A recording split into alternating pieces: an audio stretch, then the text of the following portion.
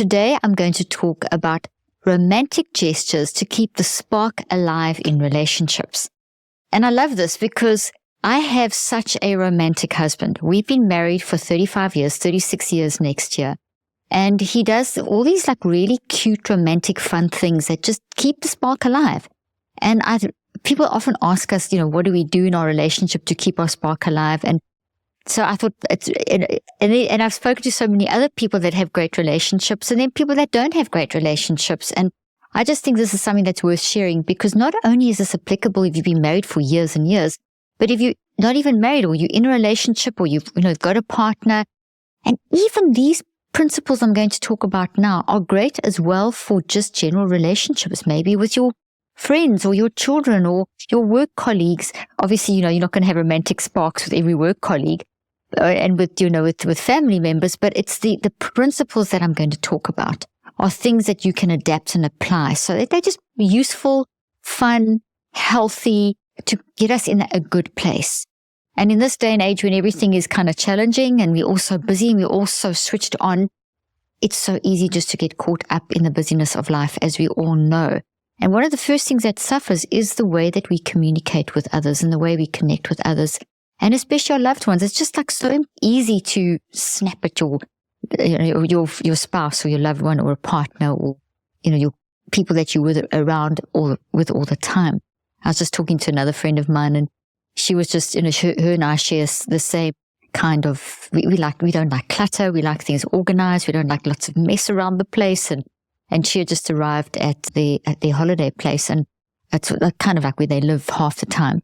And her husband had ordered all these things, and there were all these boxes on the patio, and just this mess everywhere. And Amazon are delivering all these things, and she just, as she saw this, she just got so irritated and just lost her cool a little bit, and they had a bit of an argument, and then she got herself calmed down and centered herself and apologized, and they resolved the issue. And then he recognized that, yes, he must honor her desire to not have things cluttered, and she must honor his desire to want to have his stuff because, he sees that as sort of a control issue. If you're telling him to, you can't have all this stuff, and, the typical thing that goes back and forth. And so it got heated, but very quickly it calmed down. And one of the things that she said that the thing that calmed her down was getting into a state of calmness that basically then helped her to emanate kindness.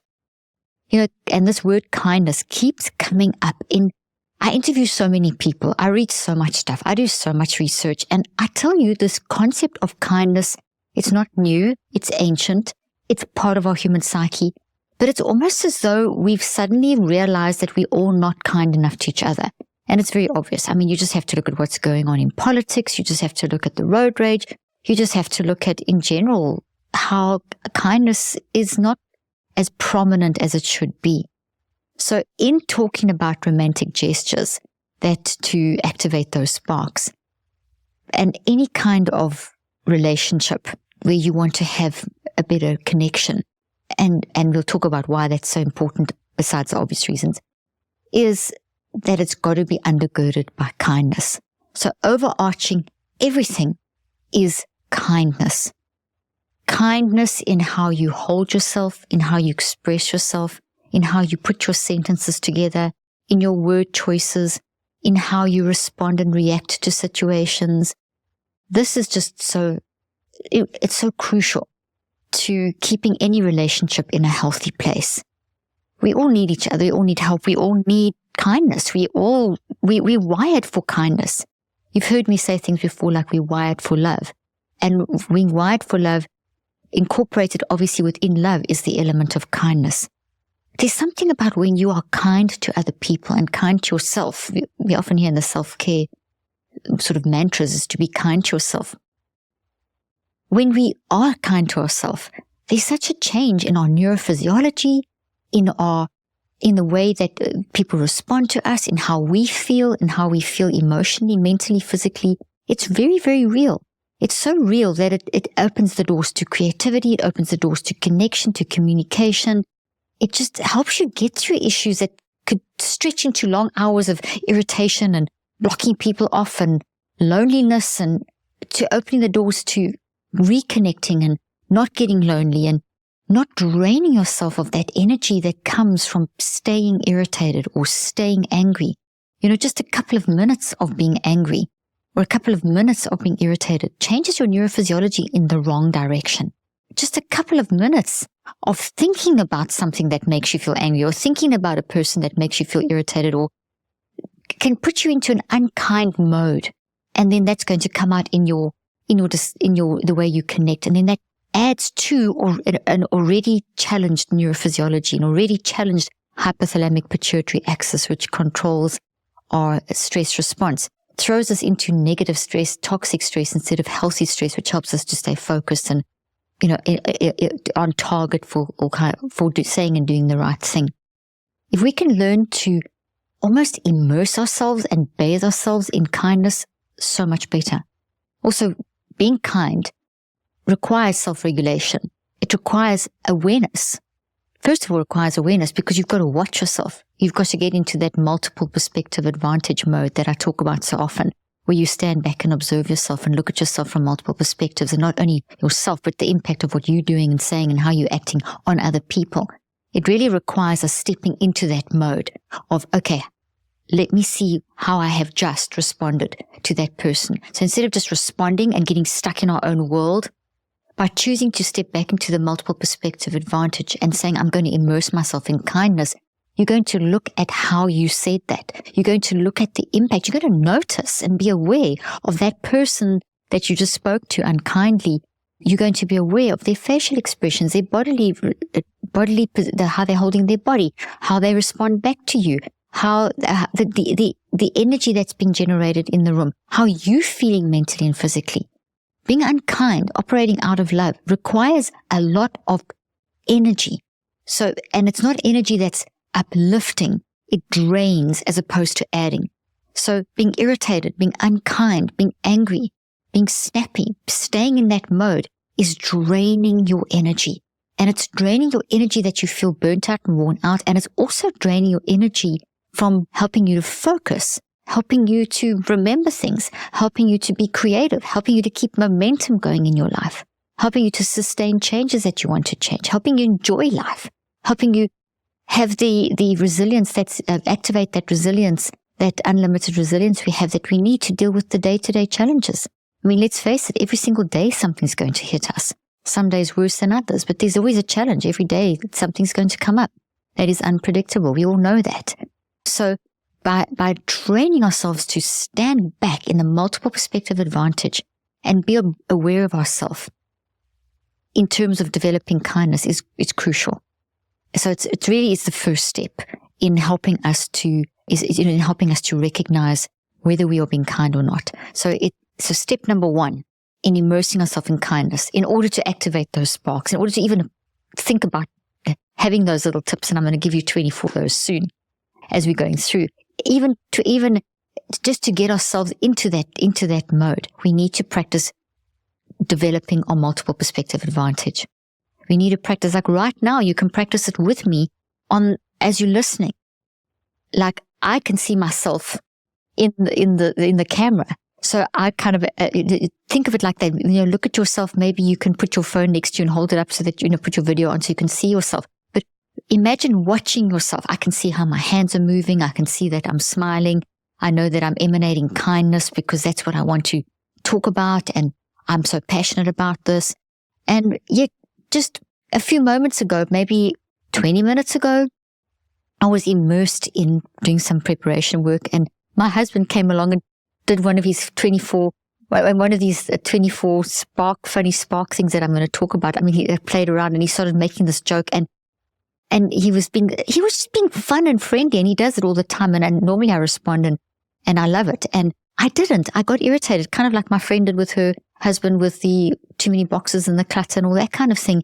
And I got like, I haven't got time for this now. I've got to finish this work. And I spoke like that. It wasn't kind. And he was just trying to be fun and loving and kind, and had a kind of just come out of a pretty heavy financial meeting and so on. So he just was breaking the ice and breaking that tension. And I just dived from that hectic meeting into hectic preparation.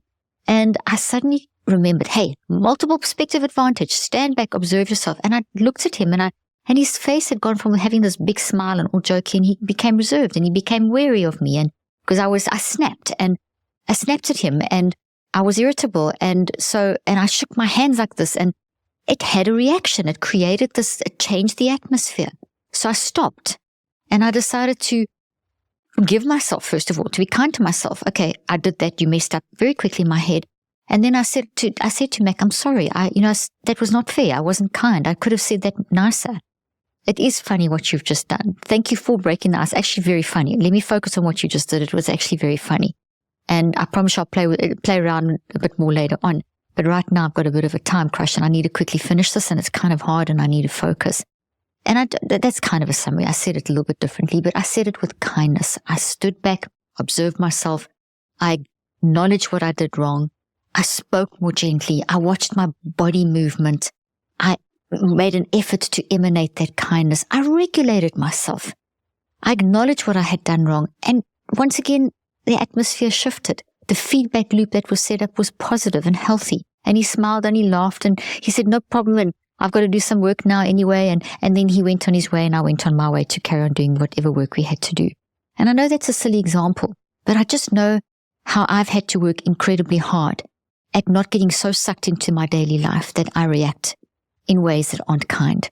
That, an email comes in or someone says something at work or I hear about something and I find myself getting irritated and wanting to be unkind. And then I remember just a couple of minutes of irritation, of just thinking and getting angry is going to change, for example, my immune system, my IgA, which is one of the immune response that we can use to measure immune response, my DHA cortisol levels, which are important to have a good ratio. You want more DHEA than cortisol, you want a good ratio. Those things change almost instantaneously within seconds. Those are shifting. I mean, those shift, you are affecting your immunity. And when your immunity drops, you're much more vulnerable to diseases. Now, it's not a situation of me getting irritated with my husband once or reacting unkindly once and I'm going to have a compromised immune system. It is cumulative. So, like I always talk about habits, if you just don't control this, if you're not aware of being kind, if you don't practice self-regulating to be kind, you then wire into your network these grumpy responses or these irritable responses or these angry, and you practice becoming irritated easily and becoming angry easily or thinking about things in a very irritated way, and your whole body tenses up. I mean, just saying that, just thinking of being angry, my body tenses up, but thinking of being kind, there's this relief through my body. Your mind does affect your physiology. There's a direct link, as you always hear me say, and it's not just it's cumulative, but it happens instantaneously. And it starts changing our physiology, and then it accumulates over time. But we can restore it just as quickly. This is the beauty of psychoneurobiology. When we're aware of our mind-brain-body interaction and we go into the multiple perspective advantage and we focus on, for example, today we're talking about kindness and really training ourselves, we can build in the habit of kindness, which is natural to us. So it's actually something that's there, but it's kind of gets blocked off. But we've almost got to practice techniques within our daily life. Like, what is triggering you to be irritable and unkind? Find those, train yourself to observe those and get practice working on those. And if you don't, otherwise you wire that in. Within 63 days, you have an unkind network that you've wired in that's draining your energy like multiple apps open on your cell phone, making you feel tired, making you feel maybe depressed, harboring anxiety, and just everything accumulates, burnt out, and all those things that we all talk about all the time. So I'm not saying kindness is going to fix everything, but kindness is certainly going to help fix a lot. We don't spend enough time focusing on things like that. Okay, so a couple of things here. Kindness is key, and its benefits from nurturing emotional intimacy, fostering trust are profound, okay, and enduring, but doesn't last unless nurtured. Okay? Be kind are two words that are vital to relationships as oxygen is to life. So being kind, making the decision to be kind, no matter what the provocation. You may be around who you consider to be really unkind people, or people that are constantly irritable or depressed or anxious or irritated or just maybe difficult, toxic people. It doesn't mean that you need to be unkind. Being kind around those people changes because it changes how your heart, the electromagnetic energy in your heart, it changes the way that your neurochemistry works. It changes how the mind, brain, body interaction works, and the energy that you generate, the gamma waves and delta, theta, alpha, beta waves that you generate into your mind, brain, body network and out of your mind, brain, body network. Because everything's alive, everything's dynamic, everything's energy. And energy doesn't just sit, it's constantly circulating. So it's affecting situations. So it's 2 words, be kind, are profound in relationships. Profound. Okay, I know you know this, but I'm trying to emphasize that it's real. This really changes within seconds of being kind. You have changed the entire energy pattern. And literally the 8 meters around you, you've changed how the heart, for example, the electromagnetic field of the heart, because the heart's the body's strongest oscillator, that is emanating all this incredible energy that people feel. So they may be as grumpy as hell, but if you are being kind, you can help tone down their grumpiness and help them, because that irritability or anger or being the unkind state that they're in is something that is not good for them. So your kindness can help that person, and then they respond. Bathing people in kindness is going to change the situation. So, kindness killers. I've got a little slide here. Kindness killers. What are kindness killers? I'm just going to name a few. Toxic thoughts. Toxic thoughts cover, as you know, a multitude of things. So toxic thoughts are, that person really irritates me because they're doing this, or that person is just so grumpy today. Or this, I hate what that person did, or I hate the way that person speaks, or that just irritates me. So it's those toxic thoughts that you have towards other people, and toxic thoughts towards yourself. I'm not good enough. People-pleasing type attitude. Imposter syndrome. I'm not good enough. I'm not going to say this well enough. I'm just useless. Why would people even like me? Someone gives you a compliment and you think, well, they're just saying that because they want something out of me. That's toxic. Those are toxic thoughts. Those are real networks, physical protein, chemical structures in your brain and in your body and throughout, and in the gravitational fields of your mind. There are these clouds, these rain clouds, and it's all connected and it's all firing up. Those are affecting your physical functionality and your mental health and the environment around you. So toxic thoughts. Communication breakdown. So when there is a communication breakdown between 2 or more people, between partners and so on, workplace, whatever, that communication breakdown, when it's not resolved, it feeds back in, and it's coming, the toxic thoughts create the communication breakdowns, and then the communication breakdowns feed into the toxic thoughts, and then there's this constant back and forth. I'm sure you know of people that you get in a meeting, and these 2 people, every meeting, there's always something that those 2 end up arguing about, and very often they're arguing about the same thing. I remember working with a corporate client, a whole bunch of nuclear physicists, and they did this really complex work, but they were, so in their own world as these very specific focused scientists. And whenever they had team meetings, there was always such conflict between specifically these two of the physicists. And one was this really tall guy and one was this really short guy. And I say that because you'll see why in a moment. And it was a problem. And when they called me in to do the training, they said one of the things is that we just have to, both of their inputs are necessary for the work that was being done. But they create so much conflict that it's stressful for the entire team. And yet both of them are brilliant and have something to bring to the party, but they just trigger each other. And so the communication, they had toxic thoughts in their head, kindness killers. The communication was toxic, kindness killers. And it affected everyone. And so those meetings weren't exactly pleasant situations. And so I sat in one of these meetings and was mediating one of these meetings, and I used my system of the neurocycle and used the metacogging system, and had a big, actually we put a big piece of paper on the table, and we were writing on the table instead of on a whiteboard. And I did this because then it got them more involved. And as the one was speaking, and the short guy, I wrote down, so the topic came up, and then he gave his input. And as he gave his input, the tall guy interrupted. And he then started giving his input. And immediately, the way he delivered, the way he spoke, his body language, it was all not kind. It was coming from, I'm already irritated with you. I'm already angry with you. And everything was unkind that came out. And then there was obviously a fiery reaction from the short guy. And I let this go on for a couple of minutes and just wrote down what they were saying. And then I stopped them and I said, let's have a look at what you've both just been arguing about. And do you know that they were both saying exactly the same thing from two different perspectives, and both of their perspectives were so brilliant that the two perspectives came together and solved the problem. I mean, I didn't understand the problem because it wasn't my field, but that's what when they looked at it, they said, oh my goodness, that's really that plus that equals the whole. And in showing them in writing that they were actually saying the same thing, but they couldn't hear each other, that coming to that conclusion, because those two, when they saw that written in front of them, those two solved the problem.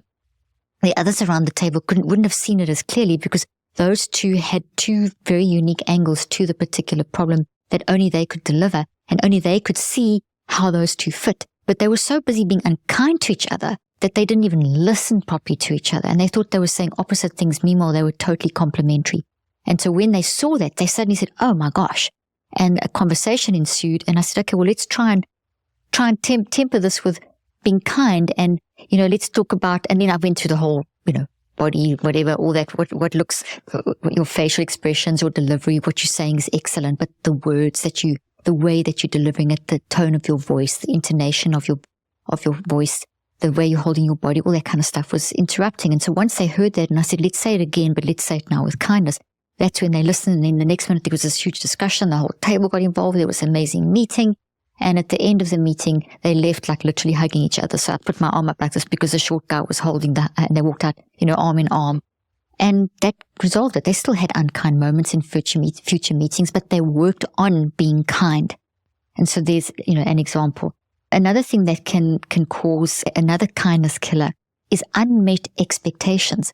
So if someone that you're in relationship with, whether it's a spouse, loved one, partner, work colleague or whatever, and you have certain expectations and they're unmet and you don't express, don't communicate around that, that can lead to unkindness because you feel let down, and it can be one of the reactions. So an unmet need can lead to unkindness. Another thing is external stresses, the stresses of daily life. You can get so caught up in the buzz that you don't stop. And it's almost like I'm looking at a box here in my studio, and it's almost like we need to center ourselves and almost like get inside a box in your mind, get inside a box. And in that moment, say, okay, where am I at? Why am I reacting like this? Let me cut out the external world. Let me go back inside myself and then come out my box and then, stand back and use that sort of centering inside the box, whatever analogy you want, to help you then refocus on how am I delivering this? How am I functioning? It's almost like kindness opens the door to being able to interact with yourself and with others. Unkindness just blocks the ability to get through all those people-pleasing, imposter syndrome, anxiety, all the things we work on. It's got to start with kindness. Kindness to ourselves and kindness to others. If your kindness well feels like it's running dry, now we have unlimited kindness. Like you've heard me talk about the fact that we have unlimited resilience, unlimited love. That's just at our core of who we are in our unconscious mind. And it reflects inside the structure of our brain and our body and our heart and all the structures of all our systems of our body. If it feels like your kindness well is running dry, it's like we've done, when we operate in unkindness, we kind of put a lid on that endless well of water, that kindness water that's bubbling up in if you want to use that analogy, because I've used the word well. And that then affects how you're going to interact, obviously. So here's some things that you can do if you feel like, geez, I don't even have energy to breathe, let alone be kind to someone else. If you're feeling like, it's running dry.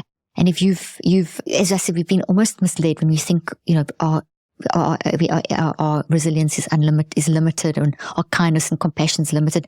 There's anything good, love, compassion, joy, kind, those things are all unlimited. What happens is that the way we manage our minds, those toxic thoughts, those unmet needs, that all of the toxic thoughts breed the communication problems, the unmet needs breed the toxic thoughts. It's all this back and forth.